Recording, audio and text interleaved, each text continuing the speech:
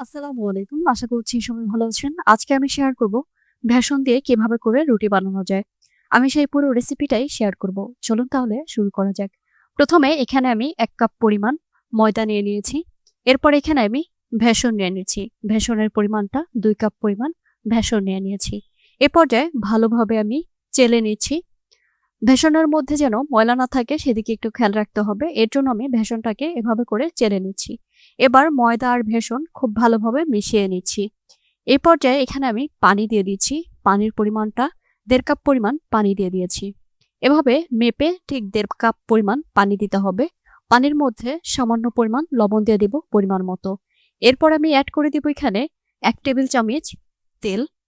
তেল দেওয়ার পরে পানিটা যখন খুব ভালোভাবে ফুটে আসবে, এই পর্যায়ে আমি অ্যাড করে দিচ্ছি ময়দা আর বেসন। যেগুলো আমি চেলে রেখেছিলাম, সেই বেসন আর ময়দাগুলো অ্যাড করে দিচ্ছি। এবার ভালোভাবে নাড়াচাড়া করে চুলার জালটা কমিয়ে ভালোভাবে ডোটা তৈরি করে নিতে হবে। ডোটা আমি কিভাবে করে তৈরি করে নিচ্ছি সেটা দেখাই যাচ্ছে। আর এভাবে অনবরত নাড়তে থাকতে হবে যেন ময়দাটা দলা না বেঁধে যায়।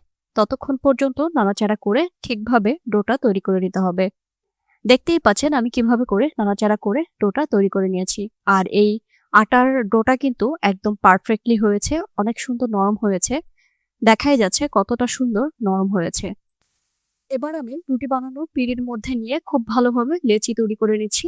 আমি যে কয়টা রুটি বানাবো ওই কয়টাই লেচি তৈরি করে নিয়েছি। দেখাই যাচ্ছে কত সুন্দর হয়েছে ডোটা।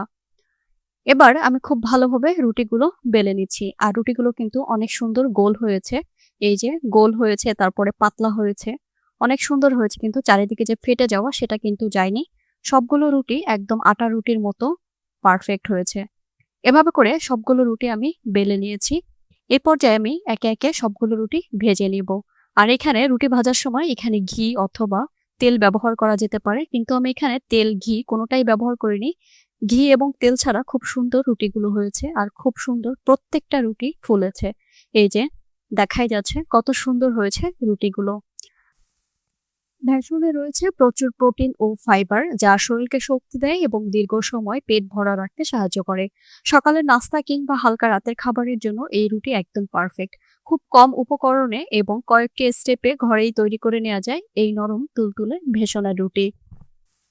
প্রিয় দর্শক, এই ছিল আমার আজকের বেসনের রুটি বানানোর রেসিপি। আশা করি রেসিপিটা আপনাদের ভালো লেগেছে। রেসিপিটা যদি ভালো লাগে তাহলে অবশ্যই একটা লাইক দিন এবং বন্ধুদের সাথে শেয়ার করুন।